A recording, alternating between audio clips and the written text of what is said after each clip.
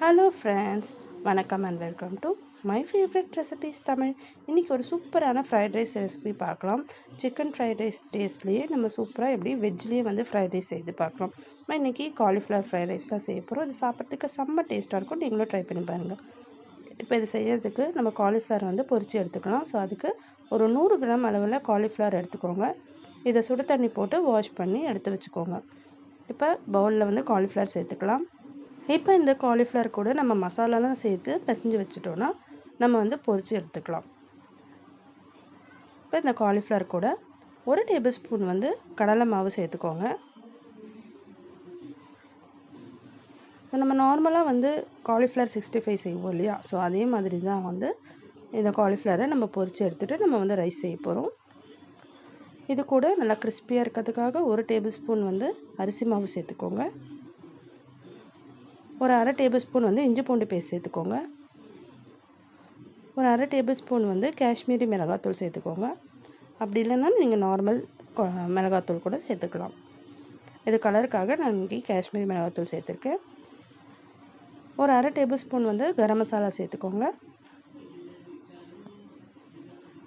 ஒரு 1/4 table spoon வந்து மஞ்சள்தூள் சேர்த்துக்கோங்க.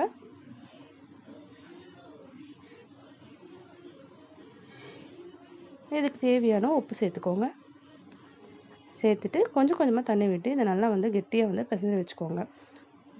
இது அப்படியே ஒரு 10-15 நிமிஷம் ஊறட்டும். அப்புறமா நம்ம வந்து பொரித்து எடுத்துக்கலாம். இப்போ நம்ம கடாயில் எண்ணெய் ஊற்றிக்கலாம். நம்ம காலிஃப்ளவர் பொரிக்கிறதுக்கு எண்ணெய் ஊற்றிட்டு நம்ம வச்சுருக்க காலிஃப்ளவர் எல்லாத்தையும் பொரித்து தனியாக எடுத்து வச்சுக்கலாம்.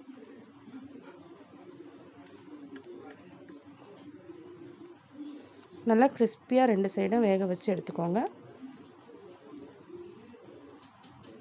இதை அப்படியே தனியாக எடுத்து வச்சிடலாம். ஸோ இப்போ அதே கடாயில் நம்ம வந்து வெங்காயம் போட்டு வதக்கிக்கலாம். ஸோ ஒரு மீடியம் சைஸ் வெங்காயம் பொடியாக அரிஞ்சு சேர்த்துக்கோங்க. இது நல்லா வதங்கட்டும். இது கூடவே 1 டேபிள் ஸ்பூன் இஞ்சி பூண்டு பேஸ்ட் சேர்த்துக்கோங்க. சேர்த்து இது நல்லா வந்து வதக்கிக்கோங்க. இஞ்சி பூண்டு பேஸ்ட்லாம் வந்து நல்லா பச்சை வாசனை போகிற அளவுக்கு நல்லா வதக்கி எடுத்துக்கோங்க. இப்போ நம்ம காய்கறி சேர்த்துக்கலாம். ஒரு 100 கிராம் அளவில் காய்கறி சேர்த்துக்கோங்க. நான் இன்றைக்கி ஒரு கேரட், ஒரு 4-5 பீன்ஸு, கொஞ்சமாக கோஸ் வந்து பொடியாக அரிஞ்சு வச்சுருக்கேன். வந்து அதை சேர்த்துக்கலாம். ஸோ காய் வந்து அதிகமாக வேகணும்னு அவசியம் இல்லை. லைட்டாக 1 நிமிஷம் வதங்கினா போதும். ஸோ இதை வதக்கிட்டு நம்ம வந்து இப்போ முட்டை சேர்த்துக்கலாம். ஒரு 2 முட்டை வந்து உடச்சி ஊற்றி நல்லா வந்து கலரிக்கலாம். இது வந்து ஆப்ஷனல் தான். முட்டை தேவைன்னா நீங்கள் சேர்த்துக்கோங்க. அப்படி இல்லைன்னு நீங்கள் அவாய்ட் பண்ணிக்கலாம். முட்டை சேர்த்தா நல்லா வந்து டேஸ்ட்டாக இருக்கும். ஸோ 2 முட்டை உடச்சி ஊற்றிட்டு இது நல்லா வந்து முட்டை பொடி மாஸ் மாதிரி நல்லா கலரி விட்டுருங்க. ஸோ அந்த காயோடு சேர்த்து நல்லா கலரி விட்டுருங்க. இப்போ நம்ம மசாலாலாம் சேர்த்துக்கலாம். ஸோ இது கூடவே 1 டேபிள் ஸ்பூன் தனி மிளகாத்தூள் சேர்த்துக்கோங்க. ஒரு அரை டேபிள் ஸ்பூன் கரம் மசாலா சேர்த்துக்கோங்க. இதுக்கு தேவையான உப்பு சேர்த்துக்கோங்க. சேர்த்துட்டு இது நல்லா வந்து கலரி விட்டுருங்க. ஸோ அந்த மசாலாலாம் நல்லா பச்சை வாசனை போகிற அளவுக்கு கலரி விட்டுட்டு நான் இன்றைக்கி வந்து நம்ம வீட்டில் வடிக்கிற நார்மல் ரைஸ் தான் வந்து வேக வச்சு வச்சுருக்கேன். 1 கப் அளவு ரைஸ் எடுத்துக்கலாம். நீங்கள் பாஸ்மதி ரைஸ் கூட யூஸ் பண்ணலாம். நல்லா டேஸ்ட்டாக இருக்கும். ஸோ வேக வச்சுட்டு நல்லா ஆற வச்சுட்டு சேர்த்துக்கோங்க. இப்போ வந்து ரைஸ் சேர்த்துக்கலாம். ரைஸ் சேர்த்துட்டு இதை நல்லா வந்து கலரி விட்டுருங்க. நல்லா ஹை ஃப்ளேமில் வச்சுட்டு நம்ம ஃப்ரைட் ரைஸ்க்கு கலருவோம் இல்லையா, அது மாதிரி நல்லா வந்து கலரி விட்டுருங்க.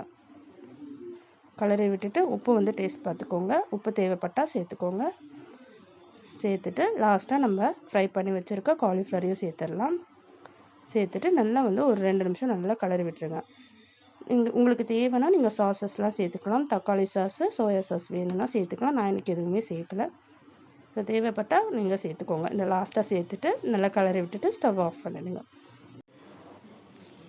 ஸோ இது நல்லா வந்து நம்ம கலரி விட்டுக்கலாம். பாருங்கள், சூப்பராக வந்து காலிஃப்ளவர் ஃப்ரைட் ரைஸ் வந்து ரெடி ஆகிடுச்சு. இது சாப்பிட்றதுக்கு அவ்வளோ டேஸ்ட்டாக இருக்குங்க. சிக்கன் ஃப்ரைட் ரைஸ் சாப்பிட்ற மாதிரியே இருக்கும். நீங்கள் ஒரு தடவை இந்த மாதிரி ட்ரை பண்ணி பாருங்கள். அடிக்கடி செய்வீங்க. ஸோ குழந்தைங்களும் வந்து விரும்பி சாப்பிடுவாங்க. இதை நம்ம லஞ்ச் பாக்ஸ் ரெசிபியாக கூட செஞ்சு கொடுக்கலாம். ஸோ இதை நீங்களும் ட்ரை பண்ணி பாருங்கள். ட்ரை பண்ணிவிட்டு எப்படி இருந்ததுன்னு கமெண்ட் பண்ணுங்கள். இந்த வீடியோ உங்களுக்கு பிடிச்சிருந்ததுன்னா நம்ம சேனல் மை ஃபேவரட் ரெசிபீஸ் தமிழை சப்ஸ்கிரைப் பண்ணிக்கோங்க, லைக் பண்ணுங்கள், ஷேர் பண்ணுங்கள். தேங்க்யூ ஃபார் வாட்சிங்.